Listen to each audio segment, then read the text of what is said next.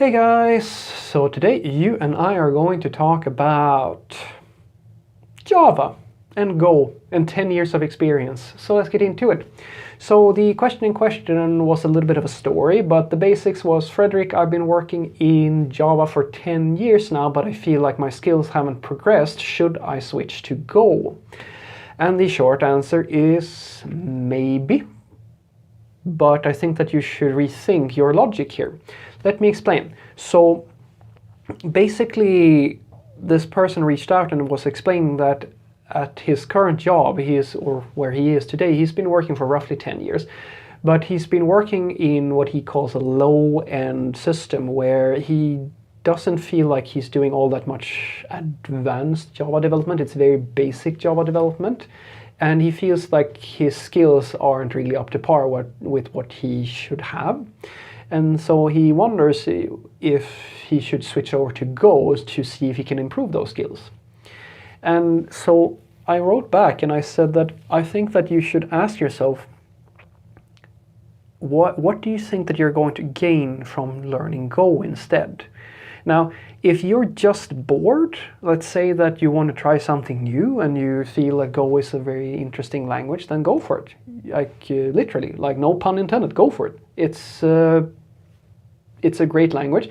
You're going to find most likely that there may not be as many job openings for you in Go as in other languages. And one thing that you should also consider is that there's a lot of developers who are very, very interested in Go. And some companies, it's actually funny because some companies actually find that by picking a language that is less adopted by the mainstream development circles, but still very popular, like, I don't know, Scala, Haskell, F#, Go. Well, Go is probably more in some cases more relevant than this, but then they can actually lure away some of the best programmers to their startup or to their small company because they have really cool a really cool tech stack. Because some developers, the really, really good ones, they are actually so bored with working in the standard languages, Java, C#, and C++, that they want to try something different. And the small companies know this, so they can actually make some really good wins. They can get affordable super developers or affordable senior developers by just picking the right language. So you might have to fight a little bit for it. But with that said, I want to take another angle on this. And the angle I would like us to consider here is, why do you think that your technical skills will improve by picking Go? Because the fact of the matter is that you can stay at the same level you are even if you go over to Go. Just because you go over to Go, that doesn't mean that you're going to write more advanced code. Have you considered the possibility that maybe you could stay on Java and switch the project? Maybe the project is the issue here. Because as you have probably heard me say a few times before, the most impactful thing that is going to happen to you in your career is the daily job. This is the thing that is going to shape you the most when you are a software developer. If you only do CSS every single day and nothing else, then you're going to lose your basically all the other skills. You're only going to be good at CSS.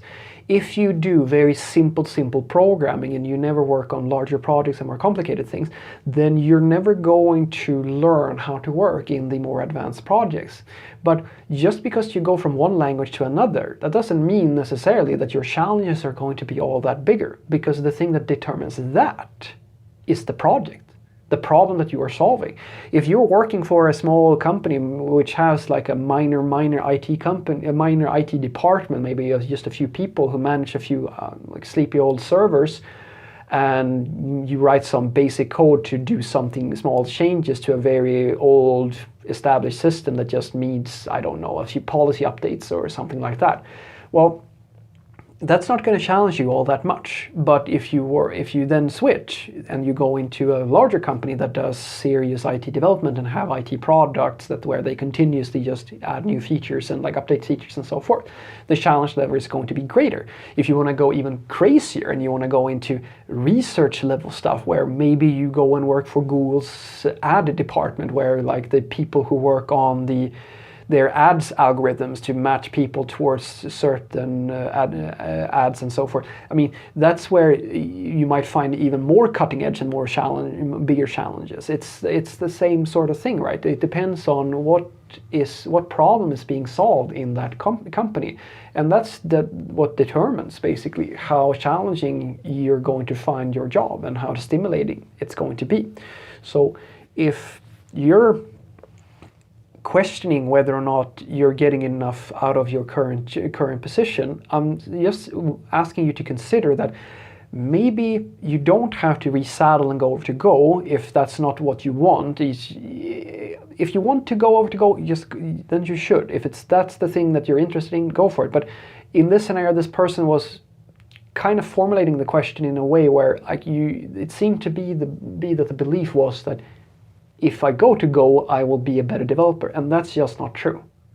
There is nothing that there is no logic to that whatsoever. There is no reason why you would become a better programmer in Go than you are in Java just because you go over from one language to the other. It's just a different thing. You can express all the same things in Java and in Go. Like, there is no magic to the Go language that if you just use Go, then you're a better developer than Java developers. That's not how it works. It comes down to the challenge that you are facing in your daily job. So what I want you to take away from this is basically that if you're in a similar sort of situation and you're worried that you don't get the challenge levels that you need in order to progress as a developer in your current job, well, there's no reason why going from one language to the other, such as in this scenario, that this is going to end up with you being a better developer. It comes down to what problems are you solving in that company. And if that company has a very basic problem that they're solving that doesn't really require all that much engineering, then the solution here is probably to switch the project or switch companies, depending on what your options are. Because that's what software development is designed to do. So, like software engineering, it comes down to this fundamental thing. You're converting a problem into code. That's what you're doing. That's all it is. And the more complex the problem, the more complicated the code has to be in order to accommodate that problem. It's actually that simple. Have a great day.